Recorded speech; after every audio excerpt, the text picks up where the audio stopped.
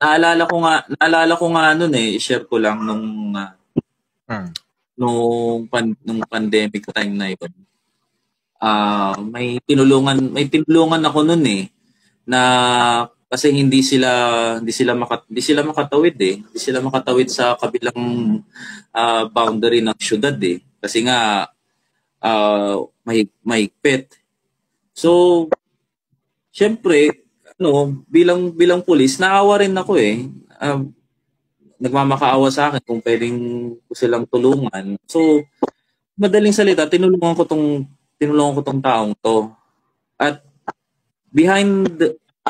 after that, nung tinulungan ko siya, nung medyo maluwag na yung pandemic time, bigla niya akong binisita sa presinto noon. Hinahanap niya ako. Nagpapasalamat siya kasi yung pala kung hindi ko pala siya tinawid nung time na yon, baka hindi niya na nakita yung anak niya. Kasi masama yung pakiramdam ng anak niya yun eh.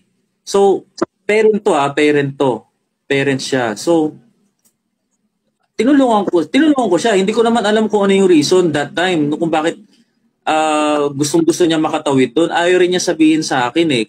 Siguro baka nagdadalawang isip siya na baka hindi ko siya paniwalaan. Hindi ko rin naman tinanong kung bakit gusto niyang tumawid.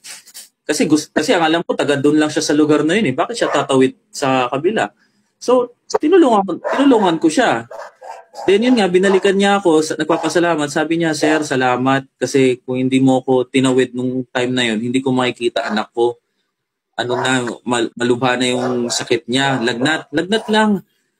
Tapos buti, dumating siya kasi wala palang means of transportation. Nakamotor lang siya nun eh. Yung anak niya, walang naiwan doon na magdadala sa ospital. Kasi as in talagang, ang pagkakadescribe niya sa akin, parang critical daw yung bata. So nagpapasalamat siya sa akin, dala-dala pa nga niya yung anak niya eh. Parang ang lakas-lakas ng anak niya eh. So, sabi ko,